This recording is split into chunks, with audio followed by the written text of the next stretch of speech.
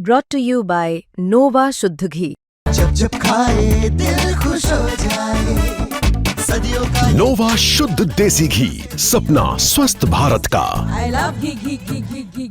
नमस्कार दोस्तों, क्राइम तक में आप सबका स्वागत है। मैं हूं सुप्रतिम बैनर्जी। महाराष्ट्र में एक जगह है रत्नागिरी, आप सबने नाम सुना होगा। कुदरती तौर पर बहुत ही खूबसूरत जगह है और इसके आसपास जो घाटियां हैं, पहाड़ हैं, वहाँ बहुत सारे लोग टूरिज्म के लिए आते हैं। तो इसी रत्नागिरी की रहने वाली एक 26 साल की लड़की पिछले महीने यानी अगस्त के महीने में अचानक अपने घर से गायब हो गई। और गायब कुछ यूं हुई कि वो अपने घर में ये बता कर गई थी कि वो अपने किसी दोस्त से मिलने के लिए जा रही है और फिर थोड़ी देर में वापस आ जाएगी, लेकिन इसके बाद वो वापस नहीं आई। ये दिन था 17 अगस्त का। घर वाले बहुत परेशान हुए कि बेटी कहाँ चली गई। लड़की का नाम था भक्ति मायकर। तो भक्ति जब गायब हो गई, घर वाले परेशान हुए, उसके मोबाइल पर फ़ोन करने लगे, लेकिन फ़ोन जो है लगातार स्विच ऑफ आ रहा था। इस बीच एक दिन बाद यानी 18 अगस्त को भक्ति ने अपने भाई को अपने मोबाइल फ़ोन से एक मैसेज भेजा। उस मैसेज में भक्ति ने ये लिखा कि बिल्कुल परेशान होने की ज़रूरत नहीं है, मैं जहाँ पर भी हूँ सुरक्षित हूँ और मैं कुछ दिनों में वापस आ जाऊँगी। भक्ति का भाई जो अपनी बहन को ढूंढ रहा था वो निश्चिंत हो गया कि चलो बहन का मैसेज आ गया, कोई चिंता की बात नहीं है। और इसके बाद 17 से 18, 18 से 19, 19 से 20, ये 3-4 दिनों का वक्त गुजर गया। लेकिन इस बीच लगातार घर वाले जो है भक्ति से बात करने की कोशिश कर रहे थे, लेकिन बात नहीं हो रही थी। मोबाइल फ़ोन लगातार स्विच ऑफ आ रहा था। अब घर वालों की चिंता थोड़ी बढ़ गई। उनको लगने लगा कि भाई ऐसा भी कहाँ गायब हो जाना कि मोबाइल फ़ोन ही स्विच ऑफ कर लो और सिर्फ एक मैसेज भेज दो। भक्ति पर भी उनको थोड़ी झुंझलाहट हो रही थी, शिकायत हो रही थी कि उसे ऐसा नहीं करना चाहिए था, मन में ऐसा ख्याल आ रहा था। तो खैर फिर उन लोगों ने ये तय किया कि कहीं ऐसा ना हो कि भक्ति किसी मुसीबत में हो, हमें चलना चाहिए पुलिस के पास और रिपोर्ट लिखवानी चाहिए। तो घर वाले 21 अगस्त को रत्नागिरी पुलिस के पास पहुंचे और उन्होंने ये पूरा सीक्वेंस बताया कि किस तरह से 17 तारीख को भक्ति घर से निकली थी, दोस्त के पास जाने की बात कहकर 18 को एक मैसेज भेजा और उसके बाद से अब कोई संपर्क नहीं हो पा रहा है। पुलिस ने जब ये पूरा सीक्वेंस सुना तो उन्हें समझ में आया कि ये मामला जो है कहीं कैजुअली चले जाने का नहीं है। आज के ज़माने में कोई भी, हर किसी के हाथ में मोबाइल फ़ोन है, वो इतना गैर जिम्मेदार आम तौर पर नहीं होता कि वो अपने घर वालों के टच में न रहे या इन्फॉर्म न करे। कहीं घूमने भी जाए तो भी वो कम से कम बताएगा तो ज़रूर। दिन भर में कुछ नहीं तो एक मैसेज या कोई चैट कुछ तो होगा, अगर कॉल ना भी करे तो। लेकिन ऐसा कुछ नहीं हो रहा था। पुलिस को मामला गंभीर लगने लगा और पुलिस ने इस मामले की छानबीन शुरू कर दी। और छानबीन की शुरुआत पुलिस ने घर वालों से ही की। सबसे पहले घर वालों से पूछा कि अच्छा ये बताइए कि आप लोगों को किसी पर शक है, क्योंकि जिस तरह से डिसअपियरेंस हुआ है, गुमशुदगी हुई है, वो नॉर्मल नहीं लग रही। तो पुलिस के ये कहने पर घर वालों ने कहा कि देखिए हमारी जो बेटी है भक्ति, वो एक आदमी के साथ जो है रिलेशनशिप में है और वो एक बार का मालिक है। रत्नागिरी में ही एक बार है जिसका नाम है सायली बार। इस सायली बार के मालिक हैं दुर्वास पाटिल। उसके साथ भक्ति के बहुत अच्छे संबंध हैं और मोस्ट प्रोबेबली दोनों शायद आने वाले दिनों में शादी भी करने वाले हैं। तो भक्ति के घर वालों ने जब ये बात बताई तो पुलिस को एक लीड मिली, पुलिस को एक सुराग मिला। इसके बाद पुलिस जो है दुर्वास पाटिल तक पहुंचने की कोशिश करने लगी और उससे पहले पुलिस ने भक्ति ने जो मैसेज भेजा था घर वालों को 18 तारीख को कि मैं बिल्कुल सेफ हूँ, कोई दिक्कत नहीं है, भाई को भेजा था ना मैसेज, पुलिस ने उस मैसेज की पड़ताल करने की शुरुआत की कि मैसेज एग्जैक्टली भक्ति ने किस जगह से भेजा। तो पुलिस ने जब उस समय के मोबाइल टावर को ट्रैक किया, भक्ति के मोबाइल के टावर को, तो पता चला कि वो मोबाइल जो है दुर्वास पाटिल का जो बार है, उसी बार में उसका लोकेशन 18 अगस्त को शो हो रहा था। अब पुलिस ने जो है दुर्वास पाटिल को पूछताछ के लिए बुलाया और कहा कि भाई भक्ति से आपकी लास्ट बातचीत कब हुई और कब मिले, क्योंकि वो गायब है, मिल नहीं रही है, घर वाले परेशान हैं। तो दुर्वास पाटिल ने कहा कि मेरी तो काफ़ी दिनों से बात नहीं हुई, हमारी दोस्ती बहुत अच्छी है और हम अच्छे रिलेशनशिप में हैं, लेकिन मेरी तो कोई संपर्क या कोई बातचीत नहीं हुई। अब जैसे ही उसने ये बात कही, पुलिस को समझ में आ गया कि दुर्वास झूठ बोल रहा है। उसके पीछे वजह ये थी कि भक्ति के मोबाइल फ़ोन की जो लोकेशन है वो दुर्वास के बार में आखिरी बार नज़र आ रही थी और दुर्वास कह रहा था कि मैं तो कई दिनों से नहीं मिला हूँ। तो ये तो जिसे कहते हैं ना कोरा झूठ था और पुलिस वाले इस बात को अच्छी तरह समझ रहे थे। अब पुलिस ने क्या किया, दुर्वास के साथ सख्ती करने का फैसला किया और उसे हिरासत में ले लिया पूछताछ करने के लिए। लेकिन अभी दुर्वास से पुलिस पूछताछ करने ही वाली थी, तब तक रत्नागिरी पुलिस के पास एक और महिला पहुंची और इस महिला ने एसपी से मुलाकात की रत्नागिरी के और ये बताया कि उनका बेटा 6 जून 2024 से यानी पिछले साल से ही गायब है और उनका बेटा जो है उसका नाम है राकेश जंगम, 28 साल उम्र है और राकेश जो है वो साइली बार में ही काम करता था।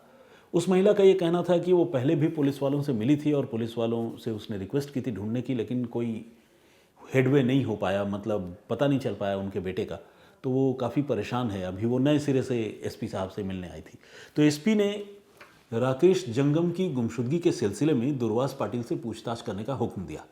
लेकिन इस बीच पुलिस को ये पता चला और ख़ासकर एसपी साहब को ये पता चला कि दुर्वास पाटिल तो ऑलरेडी पुलिस की हिरासत में है, क्योंकि एक लड़की की गुमशुदगी के सिलसिले में लोकल पुलिस ने उसे उठा रखा है।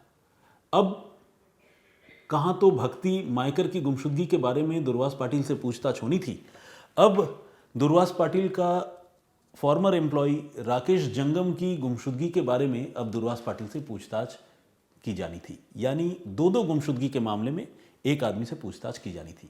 मामला लगातार जो है वो पेचीदा हो रहा था और दुर्वास पाटिल पर शक की सुई लगातार टिक रही थी। ऐसे में पुलिस ने तय किया कि अब दुर्वास पाटिल के साथ थोड़ी सख्ती करनी होगी। इस बार जब पुलिस ने दुर्वास पाटिल से सख्ती की तो दुर्वास पाटिल ने जो खुलासा किया वो दहलाने वाला था। दुर्वास पाटिल ने भक्ति मायकर का कत्ल करने की बात कबूल कर ली और सिर्फ भक्ति मायकर के ही मर्डर की बात उसने नहीं मानी, बल्कि इसके साथ साथ उसने 2 और मर्डर करने की बात मानी और इनमें एक राकेश जंगम था जिसकी वो हत्या कर चुका था, एक और आदमी था। यानी एक महिला की गुमशुदगी के मामले की जांच कर रही पुलिस जब मामले की तफ्तीश करते हुए आगे बढ़ने लगी तो एक नहीं 3 कत्ल का खुलासा हुआ। उसमें एक तो महिला के कत्ल का खुलासा हुआ ही, एक उस एम्प्लॉय का हो गया और एक और आदमी के कत्ल का खुलासा हुआ। अब सवाल ये है कि भाई ये जो दुर्वास पाटिल है ये इतने लोगों की हत्या क्यों कर रहा था और कैसे कर रहा था। तो पुलिस ने जब इस मामले की छानबीन और जांच शुरू की, उसके बार में गई, बार के सीसीटीवी फुटेज वगैरह पुलिस ने कलेक्ट किए, तो पुलिस ने ये देखा कि 18 तारीख को जिस दिन भक्ति मायकर ने मैसेज भेजा था उस दिन रात को ये अपने बार में बहुत बिंदास डांस कर रहा था और इसके खुद अपने बार में डांस वांस करने के सीसीटीवी फुटेज भी पुलिस के हाथ लगे। जबकि इसके एक दिन पहले भक्ति मायकर जो इसकी क्लोज रिलेशन में थी वो लड़की गायब हो गई थी और 18 तारीख को जाहिर है इसी ने वो फेक मैसेज भक्ति के मोबाइल फ़ोन से उसके घर वालों को, उसके भाई को भेजा था कि मैं जहाँ भी हूँ सेफ हूँ, मैं आ जाऊँगी। और इसी दिन वो रात को बार में डांस कर रहा था। पुलिस ने पूछा कि भाई ये क्या मामला है, मतलब सीसीटीवी में तुम यहाँ डांस कर रहे हो, एक दिन पहले लड़की गायब हो गई, तुमने फेक मैसेज भेजा, अब तो तुम मर्डर की बात कबूल कर चुके हो, डांस का क्या राज है, मर्डर करने के बाद डांस। तो दुर्वास ने कहा हाँ साहब। बोला डांस मर्डर करने के बाद कैसे कर सकते हो, मतलब इस तरह की मानसिकता कैसे आती है। तो उसने कहा कि देखिए साहब, इससे पहले मैं 2 और लोगों की जान ले चुका हूँ और उसके बारे में मैंने अब आपको बता दिया है। भक्ति मेरे गले की हड्डी बन गई थी और मैं भक्ति से निजात पाना चाहता था। आखिरकार मैंने भक्ति को भी ठिकाने लगा दिया और जब मैंने ठिकाने लगा दिया तो मैं मेंटली बहुत ज़्यादा रिलीव्ड महसूस कर रहा था, अपने आप को टेंशन फ्री फील कर रहा था और इसीलिए भक्ति की हत्या करने के बाद 18 तारीख की रात को मैंने अपने बार में खूब डांस किया। तो पुलिस को लगा कि अब तो ये सारा सच कबूल रहा है तो इससे और पूछताछ करनी होगी कि भाई भक्ति की हत्या क्यों की और बाकी राकेश की हत्या क्यों की, एक तीसरा आदमी जो था उसकी हत्या क्यों की। ये सारी बातें अब पुलिस जो है इससे पूछना चाहती थी। तो सबसे पहले भक्ति की हत्या के बारे में ही पूछा कि भाई भक्ति की हत्या क्यों कर दी। तो उसने कहा कि देखिए भक्ति के साथ मैं रिलेशनशिप में ज़रूर था और वो मुझसे शादी करना चाहती थी, लेकिन मैं उसके साथ शादी नहीं करना चाहता था। मैं अपने ही कास्ट की किसी लड़की के साथ शादी करना चाहता था और इसलिए मैं भक्ति से पीछा छुड़ाना चाहता था। वो मान नहीं रही थी, मुझे लगातार परेशान कर रही थी, तो मैं उसका कत्ल करना चाहता था और इसीलिए मैंने उसकी जान ले ली।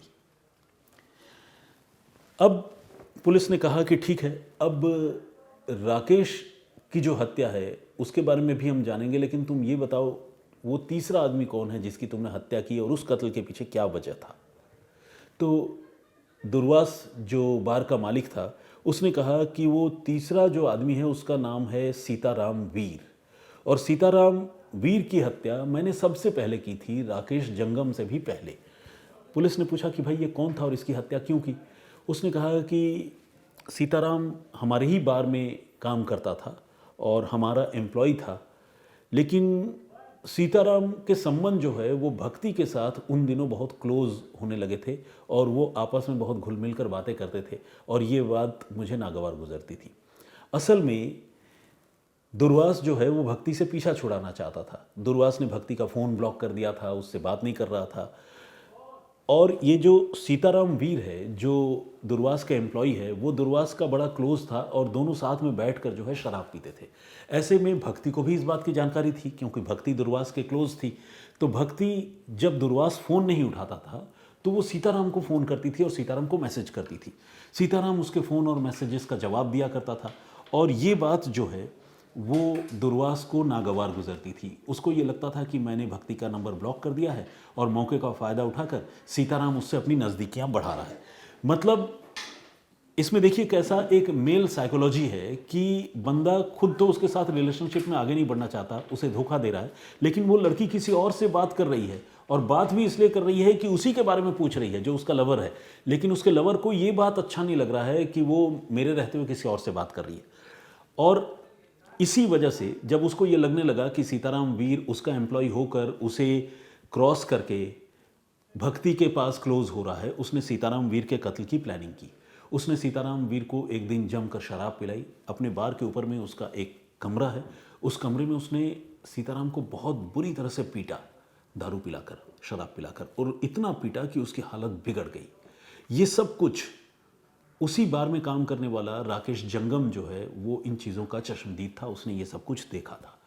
और सीताराम को बुरी तरह मारने पीटने के बाद उसने राकेश जंगम को ये जिम्मेदारी दी कि सीताराम को ले जाओ और इसे उसके घर तक छोड़ कर आओ और घर वालों को बताओ कि इसने बहुत ज़्यादा शराब पी ली है तो इसकी तबीयत ख़राब है, इसका ख्याल रखिए। तो रात को कोई एक्सटर्नल इंजरी तो बॉडी में थी नहीं, लेकिन उसे बहुत बुरी तरह से पीटा गया था। अगले दिन सुबह होते होते सीताराम वीर जो है वो स्वर्ग सिधार गया, उसकी मौत हो गई। और मौत की वजह क्या थी? बुरी तरह से शराब पिलाकर उसे पीटना। इसके बारे में खुद दुर्वास जिसने कत्ल किया उसे पता था और राकेश जंगम को पता था। सीताराम के घर वालों को पता ही नहीं चला कि सीताराम की मौत मारपीट की वजह से हुई। उन्हें यह लगा कि शायद ज़्यादा शराब पीने की वजह से सीताराम की जान चली गई। अगले दिन सुबह जब सीताराम की मौत हो गई तो दुर्वास और उसके पिता, ये जो है दुर्वास के पिता का नाम है दर्शन पाटिल, ये बाप बेटे सीताराम के घर पहुंचे, बड़ी हमदर्दी दिखाई कि अरे हमारे बहुत अच्छे एम्प्लॉय थे, ज़्यादा शराब पी ली, इतना तो पीना नहीं चाहिए, हम खुद भी नहीं पीते, ना किसी को पिलाते हैं, ये सब कहा। और उसके बाद कुछ रुपए पैसे दिए, सहानुभूति जताते हुए अंतिम संस्कार में मदद किया।